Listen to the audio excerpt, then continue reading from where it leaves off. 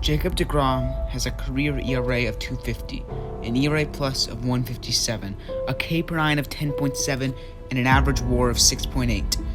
DeGrom coming up out of nowhere to become maybe the most dominant pitcher in the last 5 years is incredible. However, it won't be enough to get him into the Hall of Fame. At least barring a miracle, it won't. In this episode, I'll be breaking down why, based on innings pitched, age when called up, and injuries, have all robbed him of a Hall of Fame career, unless he can do the impossible. This is Baseball Breakdown. DeGrom came up from virtually nowhere in the minors to instantly become one of the most dominant pitchers in baseball. His 2.69 ERA and 9.2 K/9 won him Rookie of the Year. His minor league stats were nothing like this, however, it was just the beginning for him. In 2015, he posted a 2.54 ERA with a 9.7 K/9. He'd take 7th in Cy Young and help take his team to the World Series. The next 2 seasons, while he'd be good, he'd show maybe he's not a superstar. He'd have an ERA between 3 and 4 both seasons, along with a WHIP of between 1.15 and 1.20. However, he'd shut everyone up in 2018 with an MLB leading 1.70 ERA in 217 innings while striking out 269.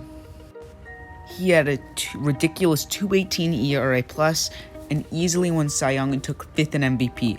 His strikeouts would only pick up from here, and the next 2 seasons he'd win Cy Young in 2019 and take 3rd in 2020. Going into 2021, he proved to be a top 5 pitcher in baseball, and he'd have a shot at the Hall of Fame, but still had a big issue. He debuted at 26, but was already 33. However, if he could post 7 or 8 relatively healthy, consistent seasons, he'd still have a shot at it. However, next season would get off to a ridiculous start with a 1.08 ERA, 14.3 K/9, and a whopping 3.81 ERA plus. However, throughout the season, he'd have recurring arm issues that would eventually shut down his season. As he fell with his injury, his team fell from a World Series contender way out of the playoff picture that season. Despite another season lacking innings pitched, he'd still have a shot at a Hall of Fame career if he had a 2022 as a fresh start. But that was wrong. He'd miss more time with arm issues and has yet to debut this season after All-Star break.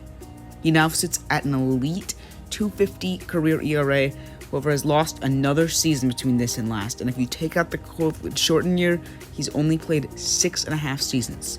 To show you how difficult it'll be, a borderline Hall of Famer, CC Sabathia, has 3,500 innings pitched in his career. Now, Sabathia's innings pitched are one of the greatest of all time, and he doesn't have the stats nearly like DeGrom has.